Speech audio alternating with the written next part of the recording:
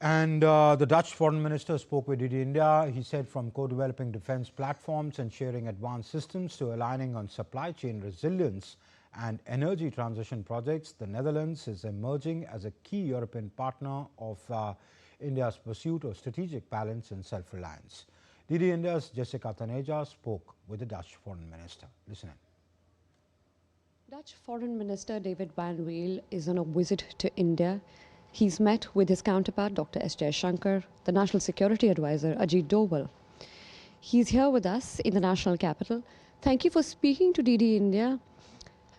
Tell us about the India-Netherlands defense engagement that we're seeing right now in terms of co-production to technology sharing. A letter of intent was exchanged.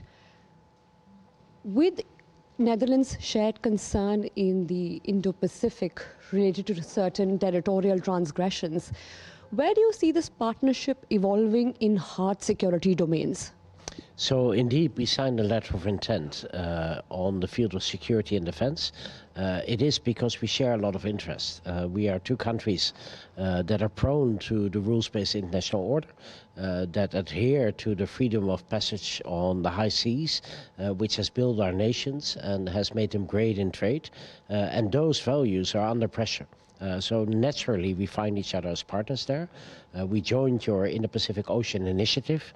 Our Deputy Chief of the Naval Staff will come to India in February to discuss the regional issues and developments. And there will be a Dutch naval ship visiting Kochi in May of 2026. So a lot of developments on the practical side, but I also visited one of your shipyards, the Mazagon shipyard, to see where all your naval vessels are built and to see if we can tighten industrial collaboration as well. As India and EU near the finish line when it comes to the FTA negotiations, now Netherlands is a key voice within the EU. And how does it view India's insistence on balancing its strategic autonomy with open trade?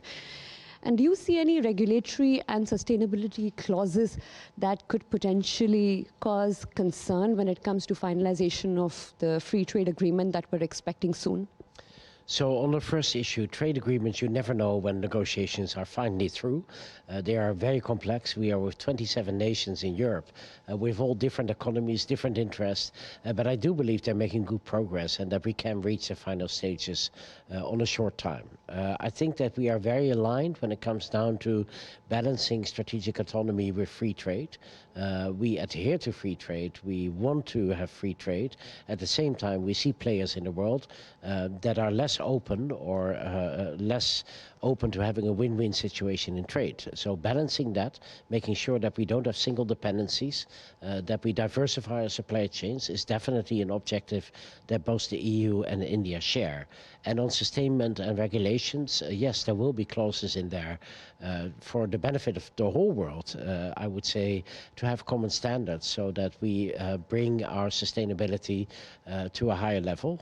CBAM, or the Carbon Border Adjustment Mechanism, has been a sticking point in the negotiations when it comes to India-EU FTA. How is the Netherlands advancing India's interest, or in particular to ensure that this issue is ironed out and the negotiations continue on track towards finalization? So I believe that a lot of negotiations are taking place on exactly this point. And I think that the two sides have to near each other and find a compromise there. I don't know what the latest is. I'm not in the room with the trade negotiator, but I have the full confidence that they will reach a conclusion. When it comes to the lithography machines of ASML and the abundance windmill energy that Gujarat offers, are we looking at ASML selecting Indian firms to now start manufacturing advanced chips which India needs like the rest of the world? Well, that might be one of the outcomes of the extensive MOU that we signed.